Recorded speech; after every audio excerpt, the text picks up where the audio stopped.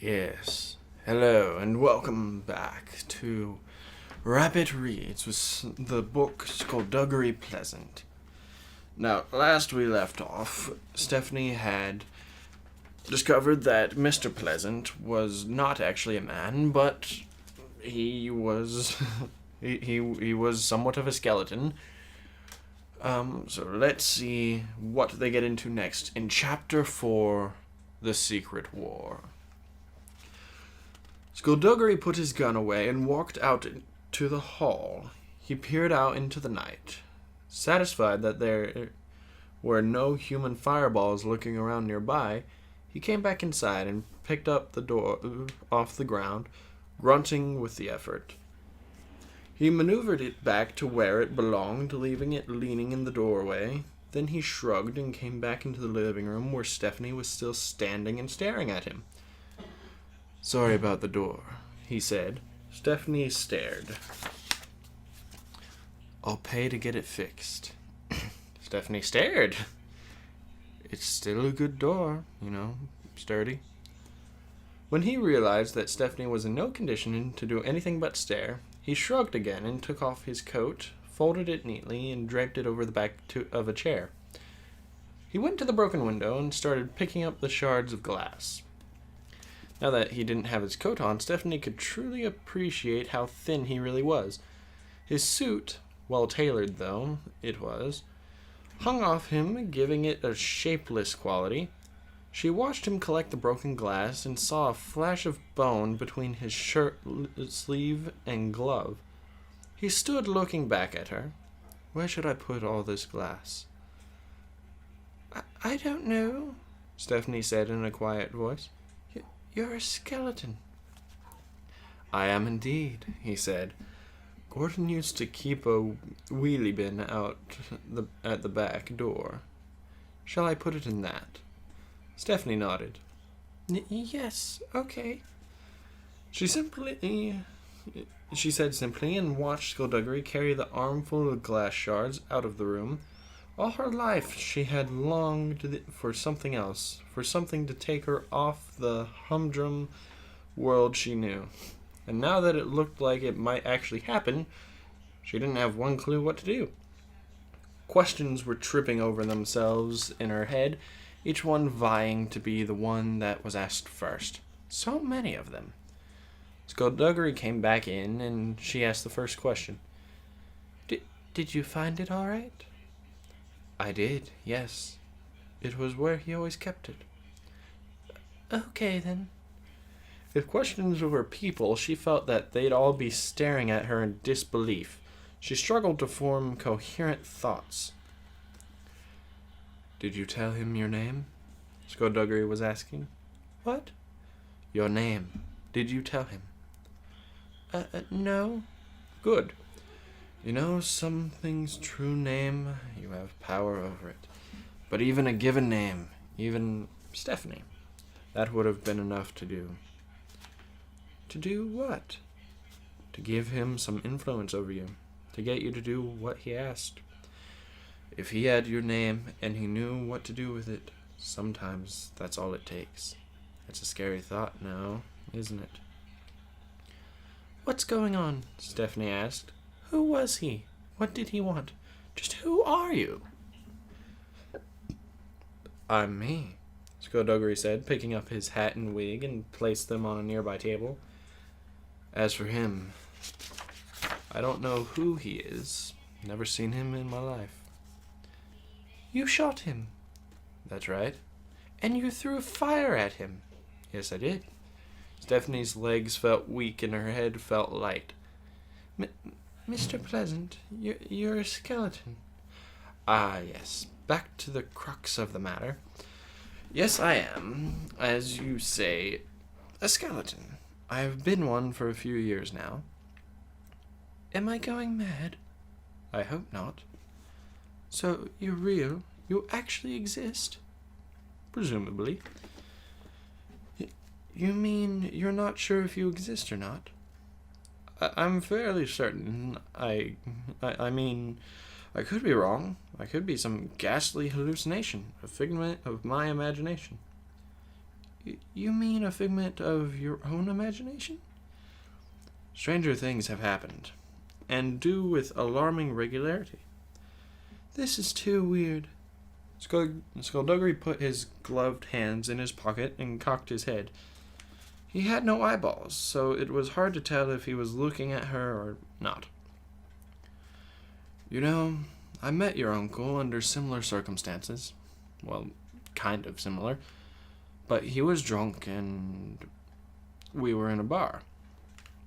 And he had vomited on my shoes. So I suppose the actual circumstances aren't overly similar. But both events including a meeting. So, my point is, he was having some trouble and I was there to lend a hand. And we became good friends after that. Good friends. His head tilted. You look like you might faint. Stephanie nodded slowly. I've never fainted before, but I think I might be right now. Do you want me to catch you if you fall, or... If you wouldn't mind. No problem at all. Thank you. Stephanie gave him a weak smile, and the darkness clouded her vision as she felt herself falling, and the last thing she saw was Skulduggery Pleasant darting across the room toward her.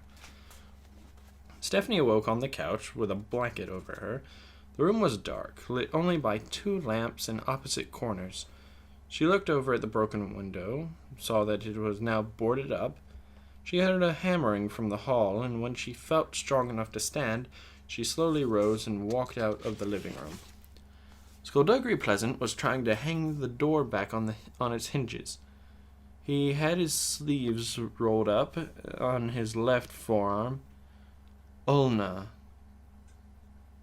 Stephanie corrected herself, proving that her first year of biology class had not gone to waste. Or was it radius? Or both? She heard him mutter, then he noticed her and nodded brightly. Ah, you're up. You fixed the window. Well, it's covered. Gordon had a few pieces of timber out back, so I did what I could. Not having the same luck with this door, though. I find it's much easier to blast them off than put them back. How are you feeling? I'm okay, Stephanie said. A cup of hot tea. That's what you need. Lots of sugar. He abandoned the door and guided her to the kitchen.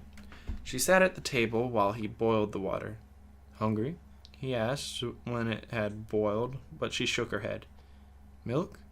She nodded. He added milk and a spoonful of sugar, gave the tea a quick stir, and put the cup on the table in front of her. She took a sip. It was hot, but nice. Thank you, Stephanie said, and he gave a little shrug. It was hard discerning some of his gestures without a face to go by, but she took the shrug to mean think nothing of it. Was that magic? With the fire and blasting the door? Yes, it was. She peered closer. How can you talk? Sorry? How can you talk? You move your mouth when you speak, but you've got no tongue. You've got no lips. You've got no vocal cords. I mean, I know what skeletons look like. I've seen diagrams and models and stuff, and the only thing that holds them together are flesh and skin and ligaments. So why don't you just fall apart? He gave another shrug, both shoulders this time. Well, that's magic too. She looked at him. Magic's pretty handy. Yes, magic is. And what about, nerve endings? Can you feel pain? I can, but that's not a bad thing. Pain lets you know when you're alive, after all. And are you alive? Well, technically, no. But she peered into his empty eye sockets. Do you have a brain? He laughed. I don't have a brain. I don't have any organs, but I have a consciousness. He started clearing away the sugar and the milk. To be honest with you, it's not even my head. What? It's not... They ran away with my skull. I won this one in a poker game. That's not even yours? How does it feel? It'll do. It'll do until I finally get around to getting my own head back. You look faintly disgusted. I just... Doesn't it feel weird? It'd be like wearing someone else's socks. You get used to it. What happened to you? She asked. Were you born like this? No, I was born perfectly normal. Skin, organs, the whole shebang. Even had a face that wasn't too bad to look at, if I do say so myself. So, what happened? Skulduggery leaned against the worktop, arms folded across his chest. I got into magic. Back then, back when I was, for want of a better term, alive, there was some pretty nasty people around. The world was seeing a darkness it might never have recovered from. It was a war, you see. A secret war, but a war nonetheless. There was a sorcerer, malevolent, worse than any of the others, and he had himself an army, and those of us who refused to fall in behind him found ourselves standing up against him. And we were winning.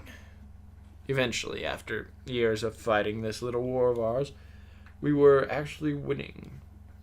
His support was crumbling, his influence was fading, and he was staring defeat in the face. So he ordered one last desperate strike against all the leaders on our side.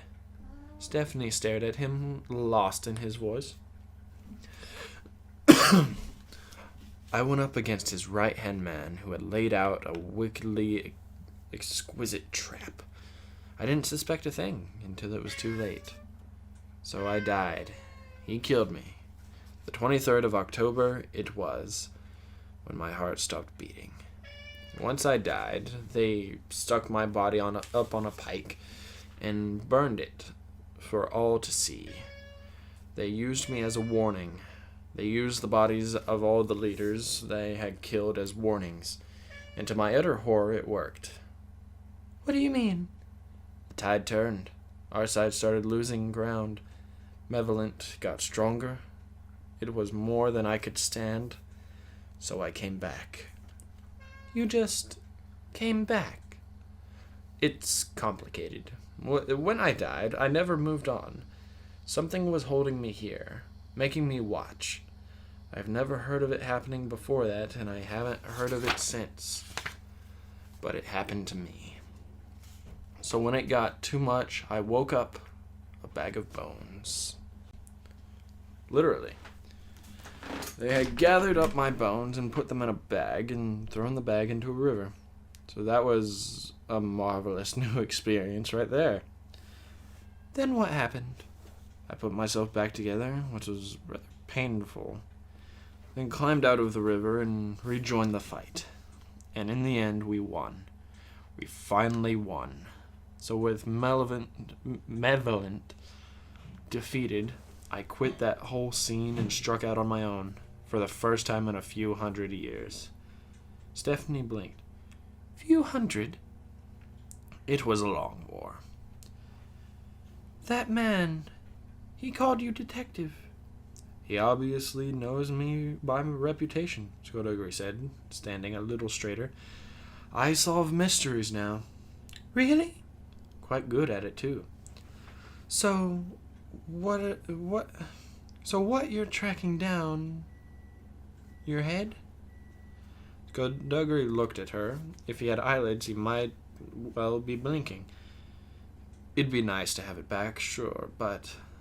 So, you don't need it? Like, so you can rest at peace? No, not really. Why did they take it? Was it another warning? Oh, no, Skulduggery said with a little laugh. No, they didn't take it. I was sleeping about 10 or 15 years ago, and these little goblin things ran up and nicked it right off my spinal column. Didn't notice it was gone until the next morning. Stephanie frowned. And you didn't feel it? Well, like I said, I was asleep. Meditating, I suppose you'd call it. I can't see, hear, or feel anything when I'm meditating. Have you tried it? No. It's very relaxing. I think you'd like it. I'm sorry, I'm still stuck on you losing your head.